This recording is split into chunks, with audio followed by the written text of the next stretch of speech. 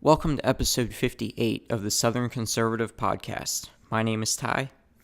The past several days have been contentious when it comes to the planned June 12th meeting between Trump and Kim Jong-un in Singapore. Trump announced yesterday that he was canceling the meeting between the two leaders, thanked him for the release of 3 hostages, told Kim Jong-un that he faces the threat of America's military power, and that Trump prays to God he doesn't have to use it. But Trump says he is still willing to meet with Kim Jong-un. All of this came about after a North Korean official called Vice President Mike Pence a political dummy and warned of a nuclear showdown after Pence said that North Korea would follow the footsteps of Libya if it didn't make a deal with Trump. Of course, this is in reference to how Muammar Gaddafi was overthrown in Libya. So after that rhetoric from North Korea, Trump backed out of the meeting. Well, the latest news in all of this is that North Korea is still willing to meet with Trump, and they want to meet with Trump. Before that announcement, however, the liberal media could not get enough of attacking the president, saying he wouldn't be getting his Nobel Peace Prize, among other things.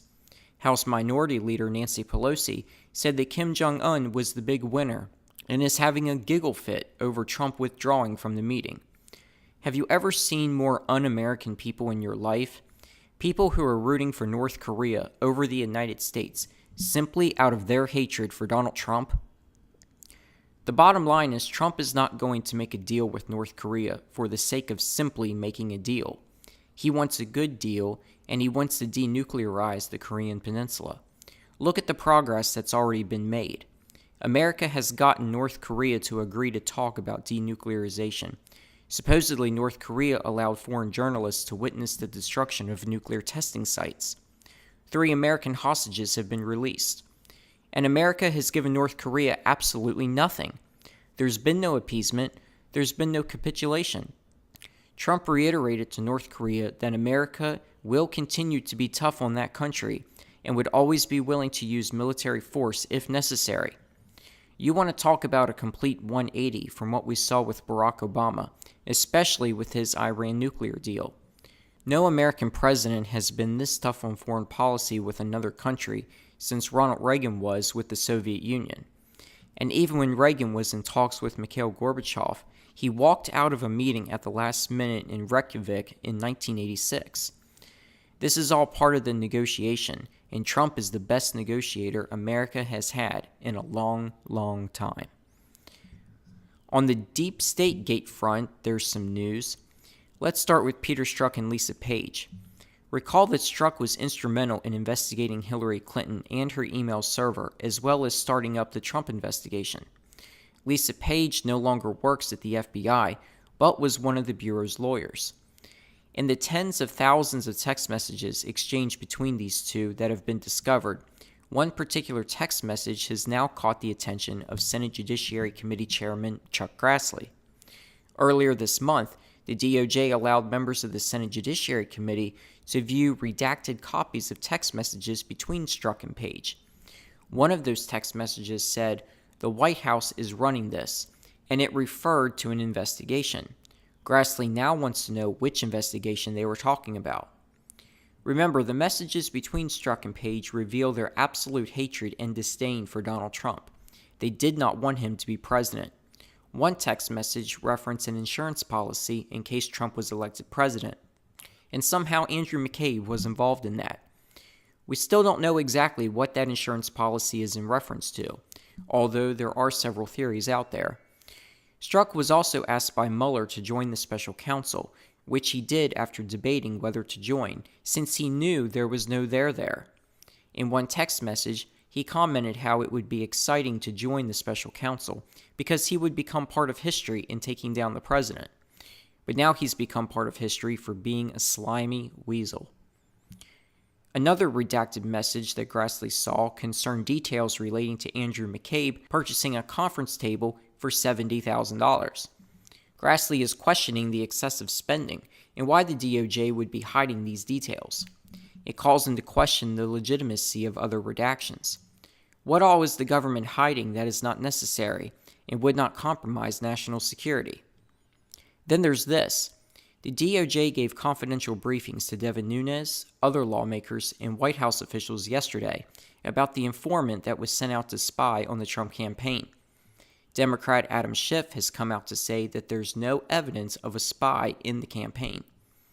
Republicans and others have so far kept quiet on what was revealed in the meetings, although Majority Leader Mitch McConnell has said that there was nothing surprising in what he learned at the meetings. Now, I misspoke on Wednesday when I referenced documents concerning FISA applications as being the topic of these meetings yesterday. That was not the case. The meetings, from what has been reported, dealt only with the informant, who has been outed as Stefan Halper.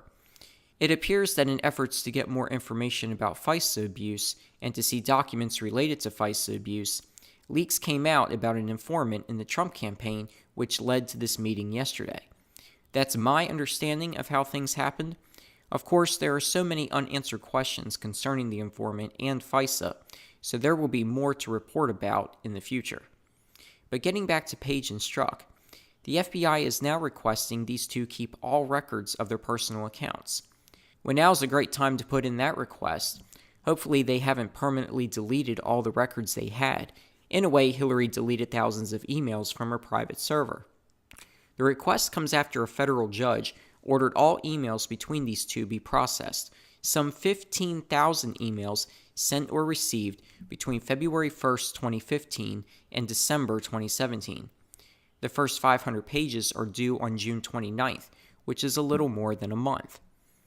So who knows what all information we might learn from all of this, assuming these emails still exist. I'm sure we'll learn a whole treasure trove of information concerning plans these two may have had to sabotage Trump's campaign and presidency.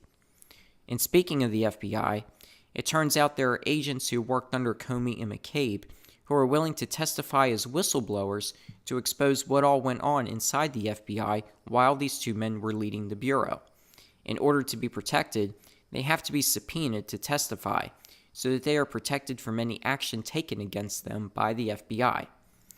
Now, while that's being reported, there was an article published just hours ago by Sarah Carter.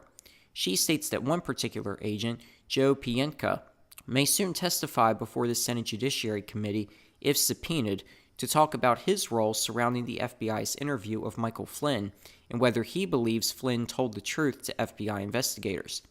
Recall that Robert Mueller got Flynn to plead guilty to lying to the FBI, despite reports that claims James Comey and Peter Strzok, one of the agents present during the interview, both feel that Flynn did not lie to the FBI. The bottom line is, with all the leaking in Washington and the deep state's attempt to stay ahead of the curve and to shape the narrative of the story when real news comes out, we're getting all sorts of conflicting stories. I'll continue to post articles on my Facebook page over Memorial Day weekend and afterward so that you can continue to keep up with what all is going on.